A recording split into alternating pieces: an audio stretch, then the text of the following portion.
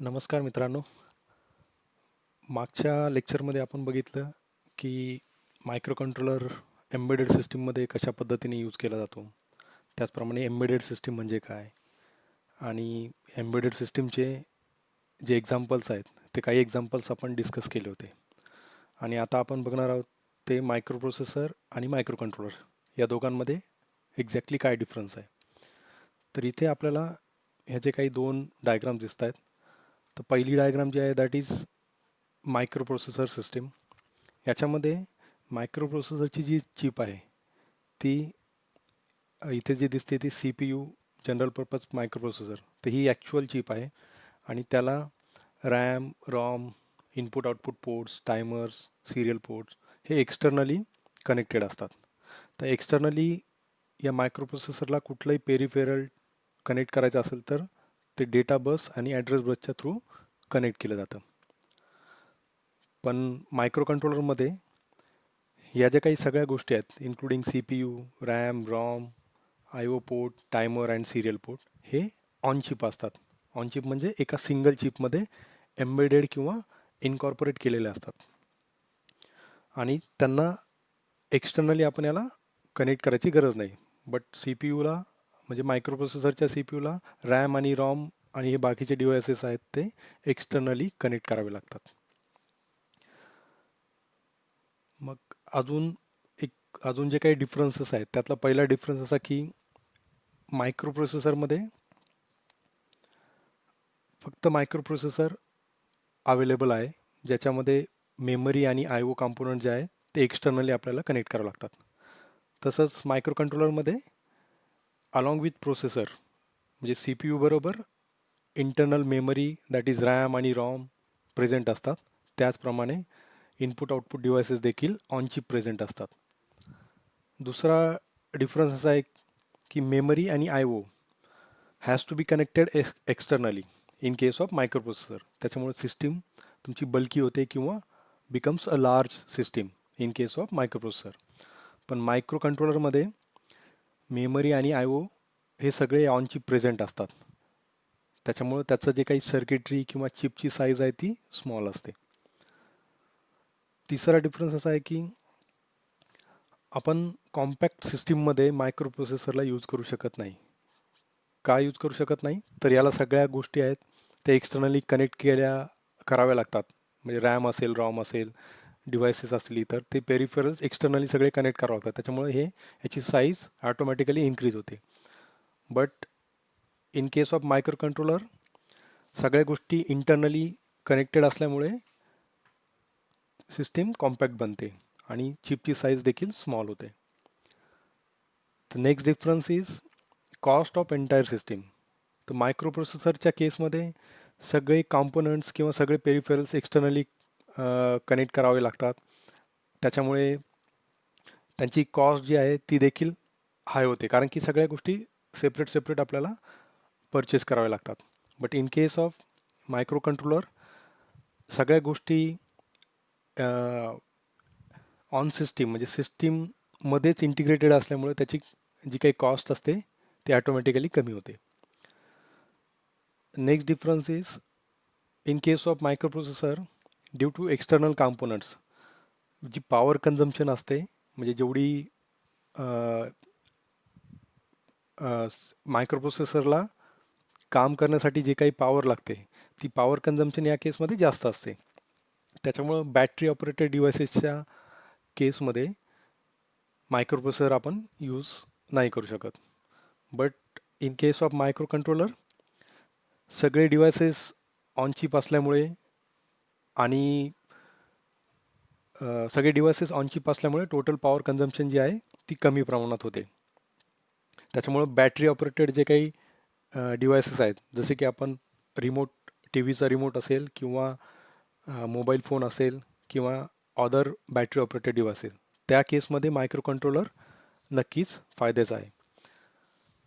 Next difference is micro प्रोसेसरच्या केसमध्ये त्याला RAM नाही रॉम नाही इनपुट आउटपुट युनिट्स नाही टायमर्स अँड बाकीचे काही चिप्स आहेत ते सगळे एक्सटर्नली कनेक्ट करावे लागतात. म्हणजे बाय डिफॉल्ट मायक्रो प्रोसेसरमध्ये या गोष्टी अवेलेबल नसतातच. पण मायक्रो कंट्रोलरमध्ये सी पी यू बरोबर रॅम रॉम आणि peripherals like I O ports timers serial port हे एका सिंगल चिपमध्ये एम्बेड केलेले असतात. अजून एक डिफरन्स आहे की आर्किटेक्चर वाईज मायक्रो प्रोसेसर हे मोस्टली वॉन न्यूमन मॉडेलने किंवा वॉन न्यूमन आर्किटेक्चरने मॅन्युफॅक्चर झालेले असतात. वेरॅज मायक्रो कंट्रोलर्स जे आहेत ते किंवा हार्वर्ड आर्किटेक्चरने मॅन्युफॅक्चर झालेले असतात. त्याच पद्धतीने आता एक ॲडव्हान्टेज जर बघितला मायक्रो प्रोसेसरचा तर आपण रॅम आणि रॉमची साईज आपण ठरवू शकतो. म्हणजे आपल्याला मदरबोर्डवरती जी काही रॅम आहे त्याचे जे स्लॉट्स असतात त्या स्लॉट्समध्ये आपण आपल्या रिक्वायरमेंटनुसार let's say 1 GB 2 GB 4 GB और 8 GB जशी आपली रिक्वायरमेंट आहे त्या पद्धतीने आपण रॅमची साईज इन्क्रीज करू शकतो किंवा डिक्रीज करू शकतो. But in case of micro controller सगळ्या गोष्टी इंटरनली त्या चिपमध्ये एम्बेड केल्या असल्यामुळे त्या आपण चेंज करू शकत नाही. त्याच्यामुळे एकदा जर मायक्रो कंट्रोलर आपण परचेस केला तर त्याच्यावरती जे काही मेमरी डिव्हाइसेस अवेलेबल असतील मेमरी साईज जी काय अवेलेबल असेल तीच आपल्याला यूज करावी लागते आणि ती आपण चेंज करू शकत नाही. वेरॅज आपण त्याला एक्सटर्नल मेमरी इंटरफेसिंगचं ऑप्शन आहे ज्याने आपण याची साईज एक्सपांड करू शकतो. बट अगेन त्याच्यासाठी आपल्याला एक्स्ट्रा चिप परचेस करावी लागेल in case of micro controller. तर हा होता मायक्रो कंट्रोलर आणि मायक्रो प्रोसेसर याच्यामधला डिफरन्स. आपण आर्किटेक्चर वाईज जर डिफरन्स बघितला तर या नेक्स्ट स्लाईडमध्ये आपल्याला दिसतंय की हा जो काही आर्किटेक्चर आहे हे 8086 प्रोसेसरचं मायक्रो प्रोसेसरचं आर्किटेक्चर आहे आणि या राईट साईडला जे आहे दॅट इज 8051 मायक्रो प्रोसेसरचं आर्किटेक्चर. तर आपण मोस्टली जर बघितलं तर दोन्ही केसमध्ये आपल्याला ALU म्हणजे अरिथमॅटिक आणि लॉजिक युनिट बघायला मिळतं. मायक्रो प्रोसेसरमध्ये 16 बिट ALU युनिट आहे आणि 8051मध्ये 8 बिट ALU युनिट आहे. आणि हे जे काही सगळे बाकीचे युनिट्स आहेत म्हणजे data and index registers then segment registers and instruction pointers those are interconnected to each other using this data and address lines. Okay, and then in case of again 8051 these are connected with data and address lines. But if you see in case of 8051s the ports like port 0 port 2 port 1 port 3 are embedded into the architecture.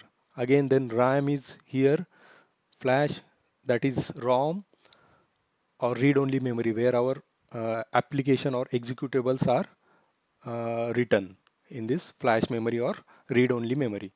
Then in case of RAM, this RAM is also available on this same architecture.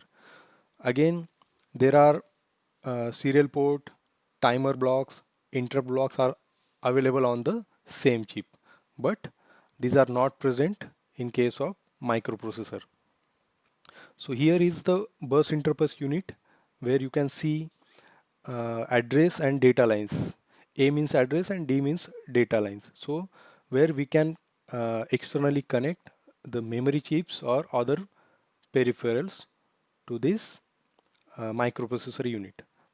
But most of the time in case of 8051 all these devices like IO ports, timers, serial port and counters are present on chip.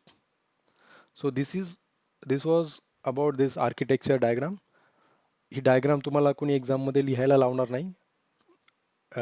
त्याच्यामुळे ही काही लक्षात ठेवण्याची गोष्ट नाही. But understanding आपलं असलं पाहिजे याच्यासाठी आपण ही आर्किटेक्चर डायग्राम इथे डिस्कस करत आहोत.